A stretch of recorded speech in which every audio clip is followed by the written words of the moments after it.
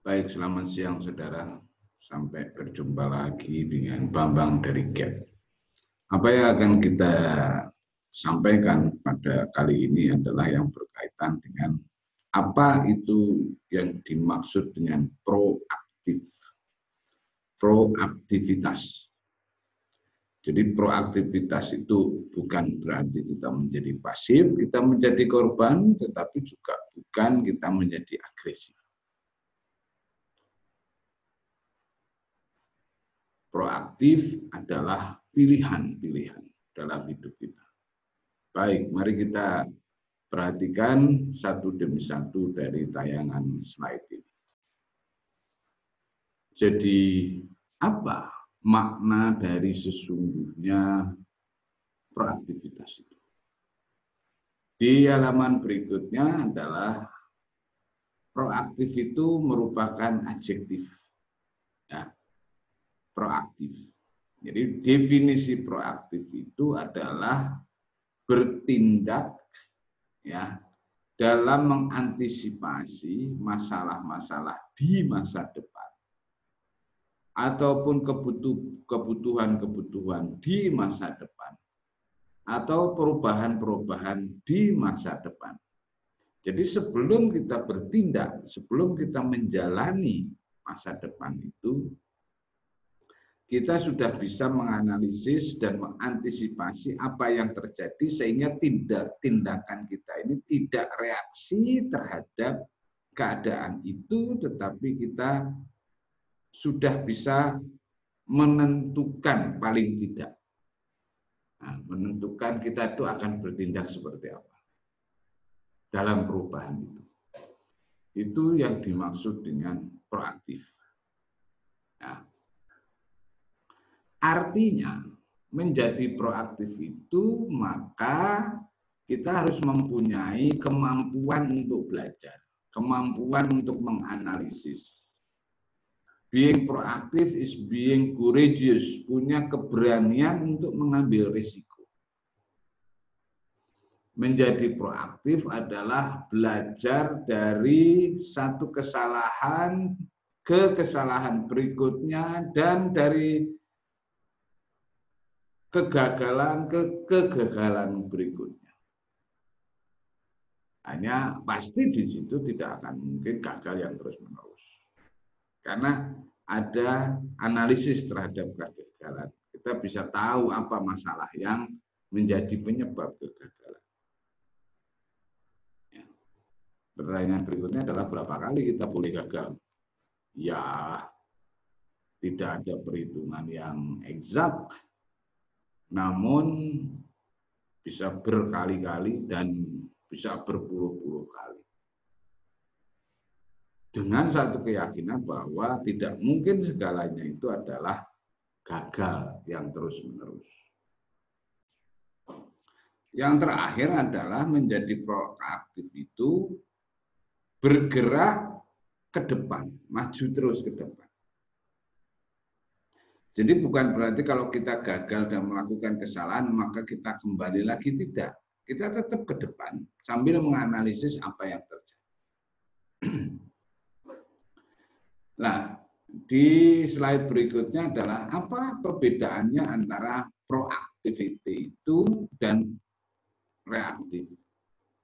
Jadi proaktif kita ini, proaktif itu didasarkan kepada asumsi gini, bahwa hidup itu ada sebab dan ada akibat. Ada penyebab dan kita memberikan respon terhadap kejadian itu. Jadi proaktif itu adalah pilihan, karena ada kejadian kita memberikan respon. Respon kita itu bisa pasif, bisa agresif. Bisa asertif, kita di tengah-tengah. Nah, asertif itu sama dengan proaktif. Kita mengantisipasi keadaan. Sehingga kita yang mengatur dunia. Kalau reaktif itu adalah dunia yang mengatur kita. Ya. Nah, proaktif itu adalah sikap, perilaku, dan juga cara kita berkomunikasi. Nah, makanya soft skill itu bukan hanya komunikasi doang yang kita pelajari, gitu ya. dalam soft skill itu.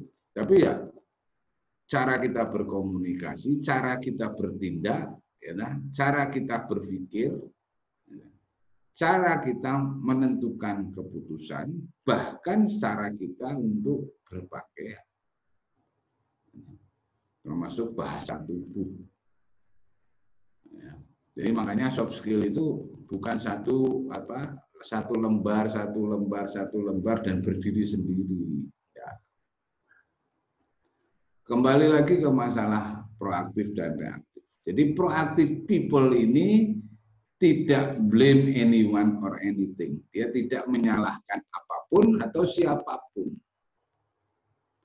Ya, tapi kalau orang yang reaktif itu biasanya menyalahkan lingkungan, menyalahkan kondisi, ya, dan suasana. Lo sih, kita ini kacau karena, ini ada sifat-sifat orang yang reaktif.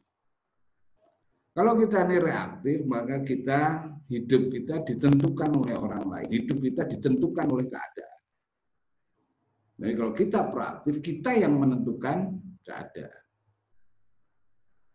Nah, behavior ini atau perilaku ini adalah produk dari kondisi sadar, dari pilihan-pilihan, dan ini didasarkan kepada values, didasarkan kepada nilai-nilai. Tapi kalau reaktif itu perilakunya didasarkan kepada conditioning, ya.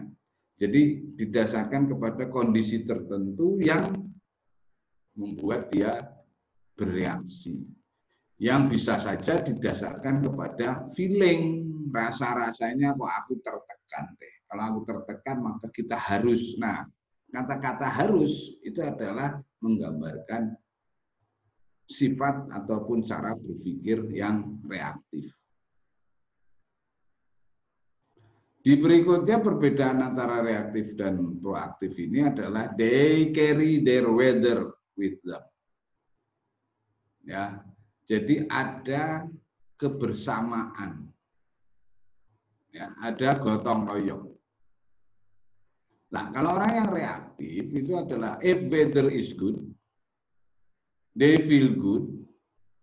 If it is bad, they feel bad. Jadi kalau suasananya, ya keadaannya itu bagus, ya dia merasa happy. Tapi kalau suasananya jelek, dia akan merasa jelek. Makanya orang reaktif suka diombang-ambingkan oleh keadaan. Berikutnya adalah they are still influenced by external stimulus. Jadi orang proaktif ini masih sih, ya, dipengaruhi oleh eksternal, faktor-faktor eksternal. Tetapi responnya dia. Jadi si stimulus itu ada. Baik itu buruk atau bagus, stimulus adalah stimulus. Ya, tetapi respon yang diberikan adalah didasarkan kepada value, didasarkan kepada prinsip-prinsip yang dipilihnya. Makanya orang yang proaktif disebut orang yang punya responsibility, punya tanggung jawab, punya ability to respond yang appropriate. Ya. Tapi orang yang negative people ini build their life around others' emotion. Jadi membangun hidupnya itu di lingkungan atau dipengaruhi oleh emosi-emosi orang lain. Ya. Ini dua perbedaan behavior, perilaku, yang sekali lagi perilaku ini juga akan muncul di dalam cara ngomong, celetukan-celetukannya. Ya. Nah, di halaman berikut reactive language misalnya, there is nothing I can do. Aku nggak bisa ngapa-ngapain lagi. Itu orang yang reaktif. Orang yang proaktif, let's look at the alternative. Barangkali ada alternatifnya. Jadi dia lebih positif. Kata yang lain, that's just the way it is. Memang harusnya gitu, gimana lagi? Ini adalah orang yang reaktif. Ya. Orang yang proaktif beda lagi. Mungkin kita perlu pendekatan lain. Orang reaktif bilang customer itu membuat aku frustrasi. Orang proaktif, saya yang mengontrol perasaan saya dan reaksi saya. Ya, bukan customer. Customer marah, saya bisa marah, tapi juga bisa diam, bisa maklum. Itu kan bisa sedih, bisa gembira. Marah yang reaksi berbeda dengan marah yang proaksi. Marah yang proaksi adalah marah yang terkendali. Marah yang reaksi pasti spontan. Oke. Reactive language, we don't allow that. Kami nggak bisa. Maaf, nggak bisa. Maaf, nggak boleh. Tapi kalau proactive language ini punya effective resolution. Ya, misalnya, kan itu misalnya jam dibuka gitu, atau jam tutup jam 5. Orang reaktif itu nggak boleh, ini jam 5 udah tutup ya udah tutup. Tapi orang yang proaktif enggak. Saya mengerti. Barangkali ibu sangat membutuhkan. Namun kalau mau saya buka kembali, tidak boleh lama-lama ya Bu ya, 5 menit saja, cukup mengambil yang Ibu perlukan. Itu orang proaktif. Ya, kata-katanya pun juga beda. Saya mengerti, namun kalau kita ingin menutup sungguh-sungguh sesuai aturannya, saya mengerti Bu, Ibu memang membutuhkan ini. Tapi kalau Ibu tidak terlalu perlu sekali, akan lebih baik dan Ibu juga lebih lega. Keesokan harinya ketika Ibu bisa datang lebih awal sehingga Ibu lebih bebas. Ini adalah orang yang proaktif. Ya. Jadi nggak bisa, nggak ngomong langsung seperti itu. Ya. Contoh lain adalah saya harus melakukan ini. Ya. Nah, orang proaktif itu menggunakan respon yang efektif. Respon yang efektif itu apa? Saya mengerti, artinya kita menghargai orang itu. Saya mengerti begini, namun bisa ditolak. Kata yang lainnya, I cannot, nggak bisa. Kata-kata orang proaktif, saya akan memilih, saya lebih suka. Ini kata-katanya di sini. Ini mau pakai bahasa Inggris, mau pakai bahasa Indonesia, mau pakai bahasa Jawa sama aja ini. Ya, yang artinya ya seperti ini. If only, hanya atau khusus. Jadi ini ada conditioning, ada condition. Tapi kalau di proaktif ini adalah I will, saya akan. Jadi yang menentukan adalah saya. Oke. Nah, bagaimana mengembangkan proaktivitas? Yang pertama adalah think well ahead. Jadi kita punya perencanaan ke depan sedetail-detailnya. Semakin detail semakin bagus. Punya self direct, punya arahan. Kita mau ngapain, kita mau ngapain, kita mau ngapain. Kita akan mengarah kemana. Berpikir secara strategis. Ya, jadi jangan sumbu pendek. Mikirnya jauh ke depan. Kita berpikir strategis. Dan swing into action. Jadi dari cara berpikir, dari cara sikap, kemudian diterjemahkan, diejawantahkan dalam tindakan. Yang kelima adalah adapt wisely. Ya, jadi kalau ada perubahan ya kita berubah sesuai dengan kondisi ya, namun dengan wise, dengan berpikiran panjang. Ya. Yang keenam adalah persevere to impact. Ya. Kita punya daya tahan, kita punya keteguhan terhadap dampaknya. Jadi seandainya kita berbeda, mari kita setuju untuk tidak setuju. Kalau kita tidak setuju karena kita punya prinsip, misalnya dibully oleh orang banyak, ya kita harus tahan terhadap kepedulian itu. Jadi tidak baperan. Ya, jadi oke, itu adalah hal-hal yang bisa saya sampaikan berkaitan dengan apa yang dimaksudkan dengan proaktivitas. Ya. Nah, kalau ada apa itu namanya, kalau ada